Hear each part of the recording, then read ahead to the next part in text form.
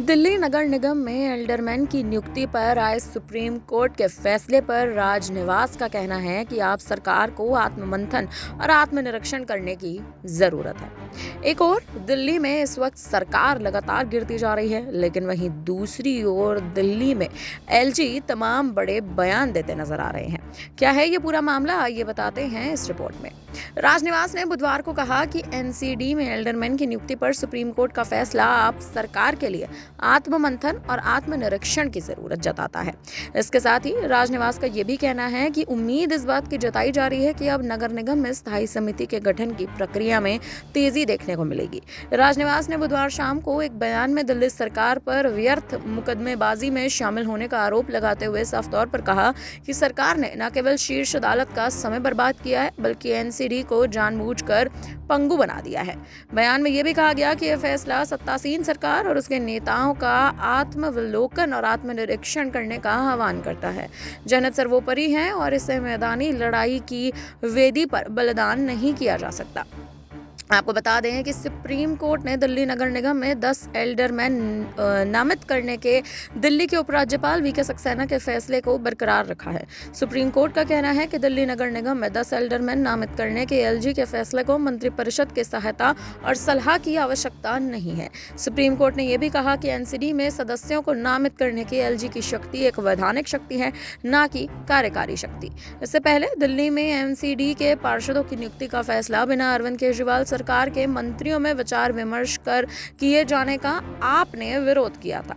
संबंध में supreme court में दाखिल की गई थी और याचिका की सुनवाई भी हुई थी, जिस पर अब सुप्रीम कोर्ट ने बड़ा निर्णय भी सुना दिया है।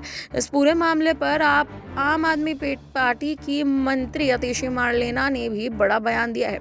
सुनिए उन्होंने अपने बयान में क्या कुछ कहा। एल्डरमैन नियुक्ति पर सुप्रीम कोर्ट में सुनवाई हुई है। सुप्रीम कोर्ट ने कहा है कि एलजी बाध्य नहीं है दिल्ली सरकार की बात मानने के लिए, अपनी मर्जी से एल्डरमैन की नियुक्ति कर सकते हैं। आप इसको किस तरह से देखते हैं? देखिए, अभी रिटर्न ऑर्डर आया नहीं है। एक बारी रिटर्न ऑर्डर आएगा, हम उसको स्टडी करेंगे।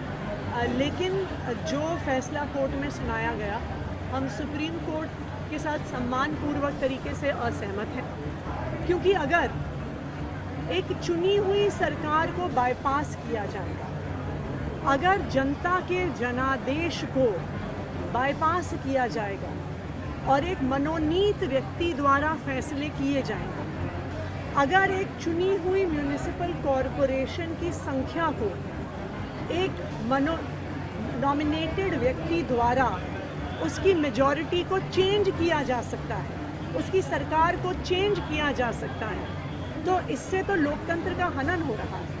जनता ने एक जनादेश दिया, जनता ने एमसीडी में आम आदमी पार्टी को जनादेश दिया, जनता ने दिल्ली की सरकार में आम आदमी पार्टी को जनादेश दिया। लेकिन अगर इस जनादेश को बाईपास किया जाएगा तो मुझे लगता है कि ये लोकतंत्र के लिए ठीक नहीं है। एक बार ये फैसला हम पढ़ेंगे, उसके बाद इसमें आगे क्या कार्यवाही करनी है उस पर। उल्लेखनीय है कि दिल्ली के उपराज्यपाल विनय कुमार सक्सेना के इस फैसले पर मुख्य न्यायाधीश डी.वाई. Chandrachud, justice PS.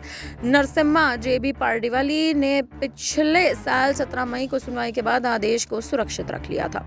जिस तरह से दिल्ली में इस समय कहीं ना कहीं एमसीडी के चुनाव को लेकर एक जो स्थिति बनी हुई है, दिल्ली नगर निगम में एल्डरमैन की नियुक्ति को लेकर सुप्रीम कोर्ट के फैसले पर आनाकानी चल रही है, वहीं दूसरी ओर आम आदमी पार्टी के मुखिया अरविंद केजरीवाल आने वाले समय में इस्तीफा सौंप सकते हैं, इसके भी कयास लगाए जा रहे हैं। और इसी के चलते अतिशी मार्लेना आम आदमी पार्टी की मंत्री को ऐसे निर्देश दिए गए हैं कि 15 अगस्त को वो झंडा फहराती यानी राष्ट्रीय ध्वज फहराती नजर आएंगी। क्या दिल्ली में स्थिति बदलने वाली है? क्या दिल्ली का राजनीतिक समीकरण बदलने वाला है? ये देखना आने वाले समय में दिलचस्प होगा।